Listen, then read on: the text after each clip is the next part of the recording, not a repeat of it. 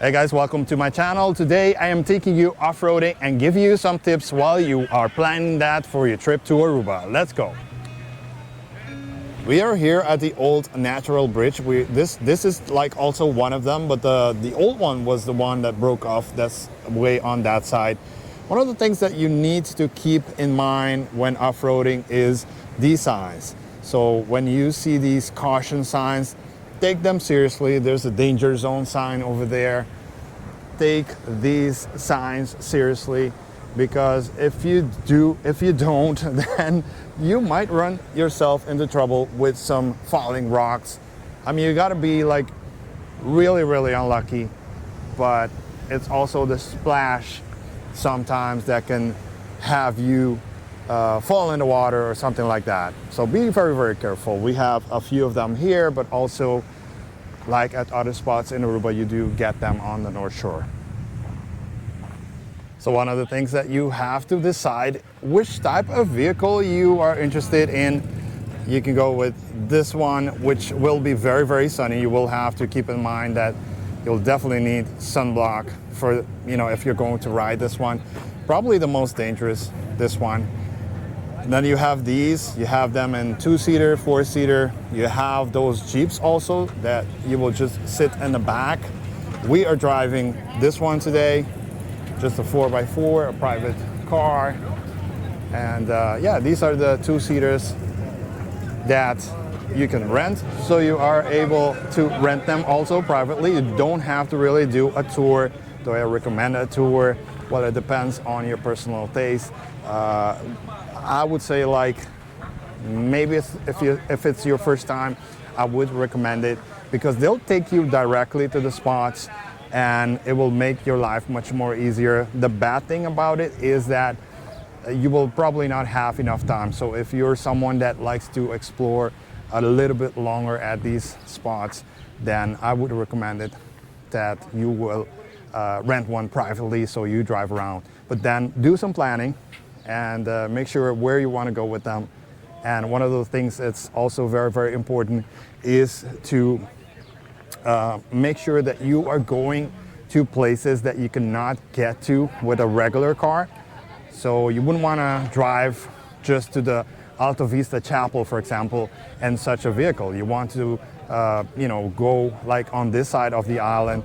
And keep in mind, these will and are not permitted in the national park. So keep that very much in mind. But these Jeeps though are able to go in the national park. And what they do, I do believe, is that they stop. If you rent those other ones, they will stop the ATV, UTV. You'll stop at the entrance of the national park. They'll take you with one of those Jeeps. It depends on the tour that you are going with. It's also good just to give you an idea what you will be doing. And this one is like, they're part of a tour. Obviously, they are driving sometimes they're like a couple, up to like 20 of them, sometimes at a time. So we do have to keep in mind with that. And usually they'll have a leader in the front, and then sometimes they do have also someone in the back. So they'll try to keep you guys safe.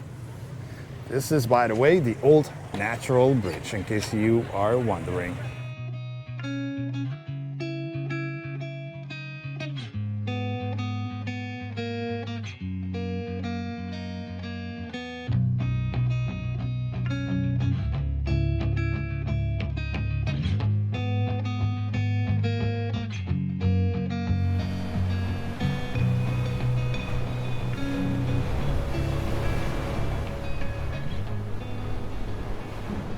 Now, one of the things that you have to keep in mind that you cannot drive on the dunes, and this is clearly put here on this sign, and also some of the other things that you cannot do.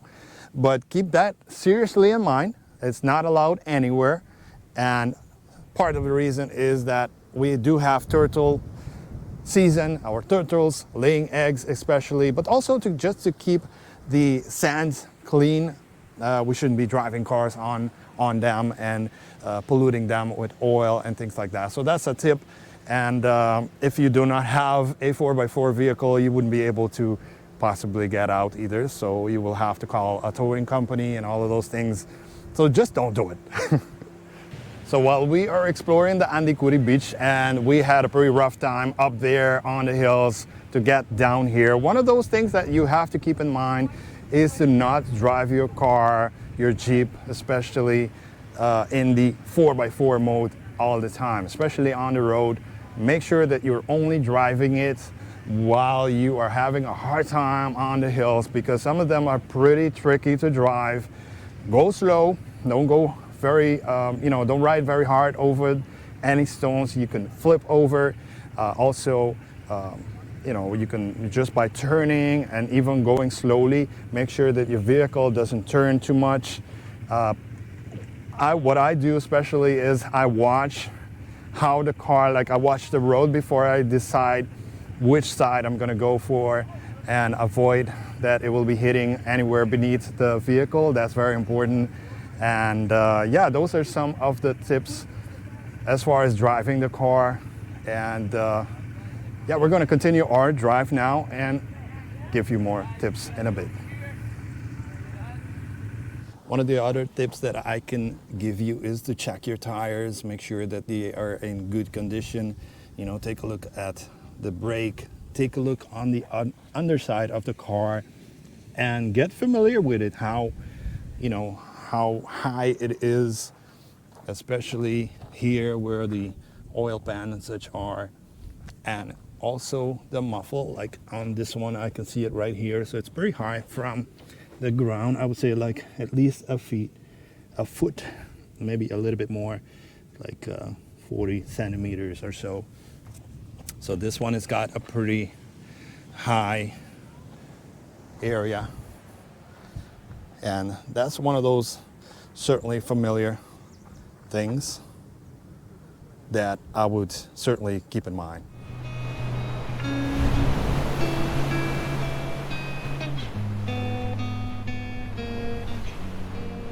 Next to the Andikuri, you will find the Blackstone Beach, and here on this side, the Tripod Bridge.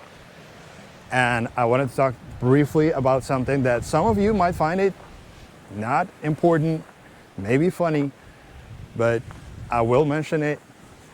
Do not drive your vehicles on any of the natural bridges, please. Apart from being very, very dangerous, you risk the chance of,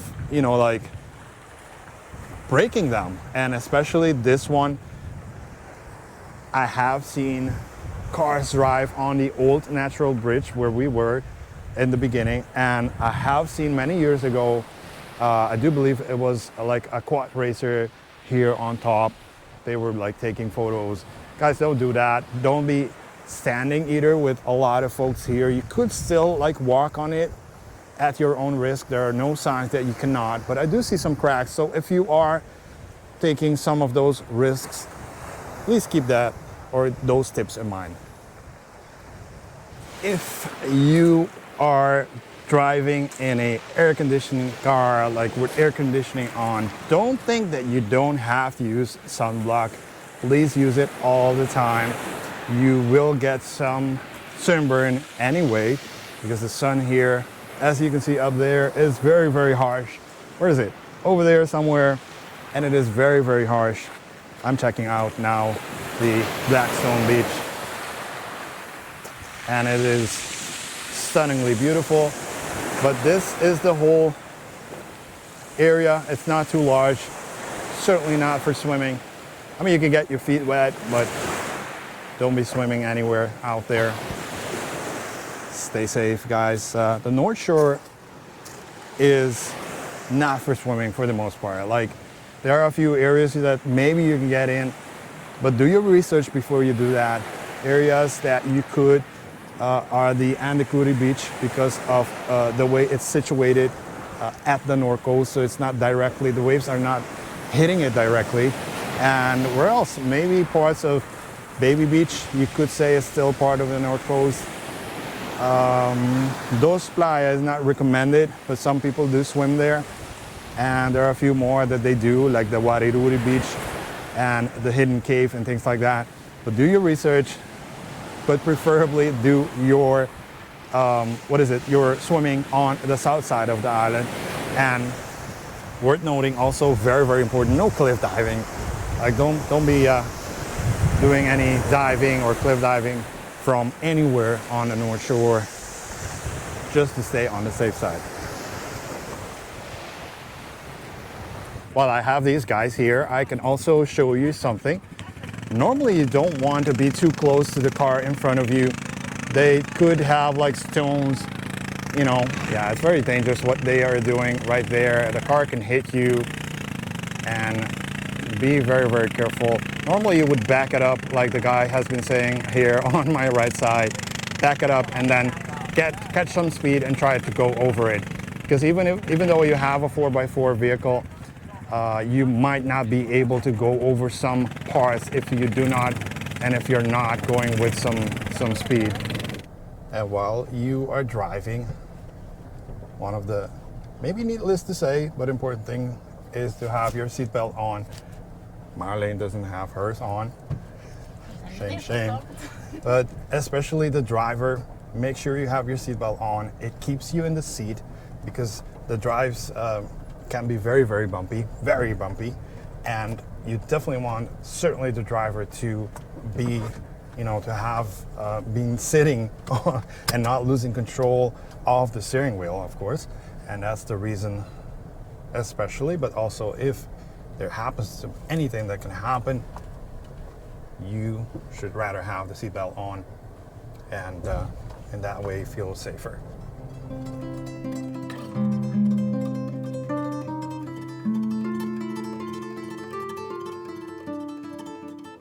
One of those things that you have to keep in mind also, that when you are doing an off-road here in Aruba, there will be no refreshment stops on the north coast. So you have to come to places like this one, the Urataka Center here in Santa Cruz, and also no bathroom stops, except for the gents, maybe, but keep those things in mind. So take something to drink with you if you can. Take something small for you to eat also in the meantime, so you can, you know, hold off a little bit, a couple of hours, and otherwise find some of the places nearby, but certainly no places direct for eating. We are here at the Urataka. We're going to have pizza and enjoy this one so we can continue.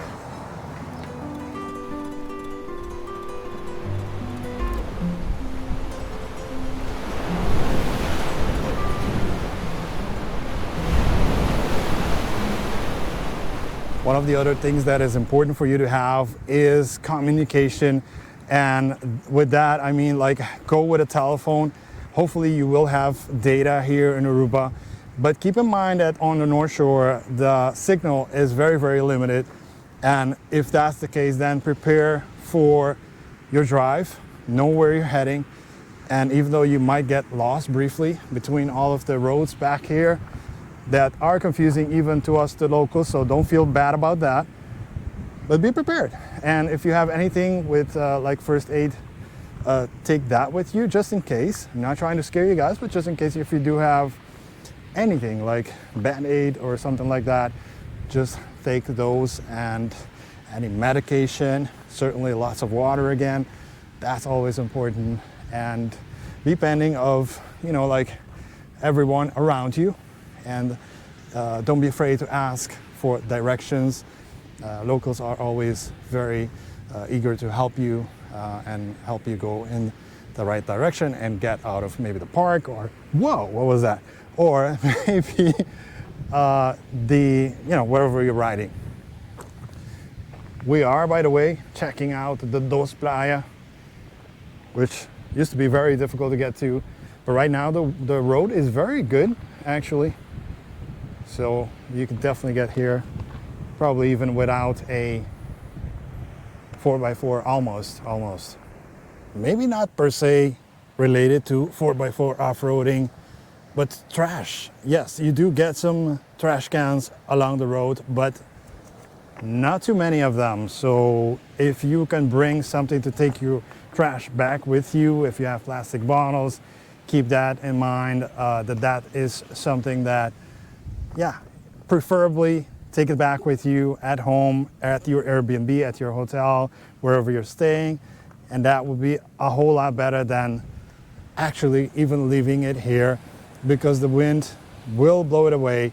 It will get full at some point, and if they don't take good care of like cleaning it up every day or two, then it's not for good. You know, it's better than you take it home.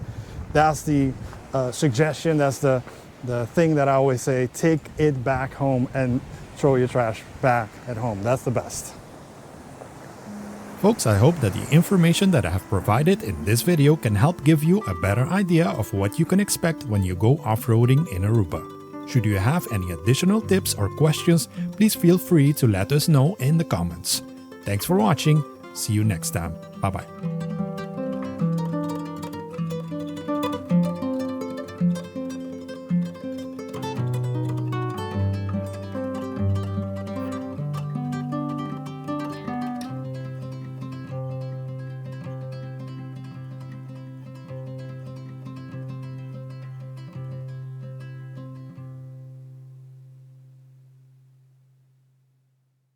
One, two, three, four.